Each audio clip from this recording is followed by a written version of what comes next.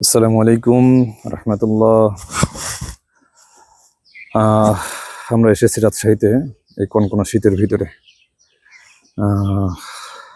এখন খেজুরের রস সংগ্রহ করার জন্য দেখতেছেন বিশাল খেজুরের বাগান, বিশাল এক পুকুরের পাশে এই যে খেজুর গাছগুলো দেখতেছেন, এখান থেকে আমরা রস সংগ্রহ করি মূলত।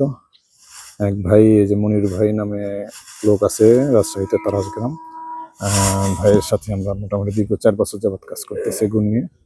আলহামদুলিল্লাহ, নির্ভেজাল লোকটা, খুবই ভালো মানুষ, 5 ওয়াক্ত নামাজ পড়ায় এবং যে আমাদের গুরুগুলো দেয়, গুরুগুলো খুবই ভালো হয় ইনশাল্লাহ। এই যে গাছগুলো দেখতেছেন, এই যে সমস্ত গাছগুলো আছে সবই এই ভাইয়ের গাছ। এখানে কিছু কিছু যে গাছের থেকে রস নামাই নাই, আমি নিজের হাতে কিছু রস নামাইছি। এখানে সব গাছ এই ভাইয়ের, মনির ভাই।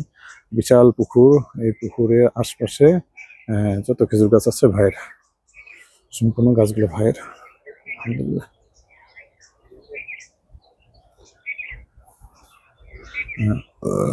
এটা আমার যে হুজুর, এই হুজুর মাধ্যমে আমি এখান থেকে গুড় নিই। আমি না থাকি, যখন না থাকি এই ভাই আমাকে গুড় সংগ্রহ করে দেয়।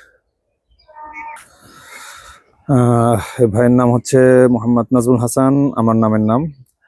এই ভাইয়ের কাছ থেকে মূলত আমি ই করি, যে মনির ভাইয়ের কাছ থেকে, যে মনির ভাই যে মূলত গাছের মালিক, হচ্ছে রস নামানোর কাজ চলতেছে, হচ্ছে মনির ভাই।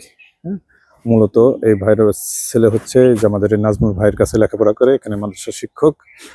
নাজমুল ভাই কেমন আছেন? আলহামদুলিল্লাহ ভাই, ভালো আছি।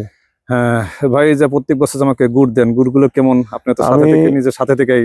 আমি নিজের সাথে থেকে যত এই ছাত্র, এই গার্জেনরা ছাত্র আমার কাছে পড়ে এবং এনার থেকে আমি গুড় নেই। আমি সব সময় ভালো দেওয়ার চেষ্টা করি, আল্লাহ তাআলা যেন এর মধ্যে ভেজাল যেন না দেওয়ায় এবং পরকালের ভয় করে তাকে আমি কি সঠিক এবং একবারে সঠিক গুড় যেটা হয়, খাঁটি গুড়, সেটা আমি দেওয়ার চেষ্টা করি সর্বসময়। এবং সবসময় জিরিন পালির গুড় দেওয়ার চেষ্টা করি, কেননা 5-7 দিন বন্ধ রাখার পরে যেই গাছটা লাগানো হয় সেই গুড়টা আমি বড় ভাইকে আমি দিই, অন্য গুড় আমি দিতে পারি না। ইনশাআল্লাহ ইনশাআল্লাহ। না, আমিও মানুষকে সেভাবে বলি, আমি যখন উপস্থিত থেকে না থাকতে পারি, এই যে ভাই আমাদের হাফেজ সাহেব ভাই, ভাই এলাকার মাদ্রাসার এক হাফেজ সাহেব, ভাইয়ের সাথে থেকে এই গুড়গুলো তৈরি করে আমাদের কাছে ইনশাল্লাহ পৌঁছায় দেয়। সেই গুড় আমরা আপনাদের কাছে দিয়ে দিই ইনশাল্লাহ। ভাইয়ের জন্য দোয়া করবেন, আমাদের জন্য দোয়া করবেন, আমরা যেন খাঁটি জিনিসটা আপনাদের কাছে পৌঁছে দিতে পারি। ঠিক আছে ভাই, আলহামদুলিল্লাহ, দোয়া চাই। আসসালামু আলাইকুম।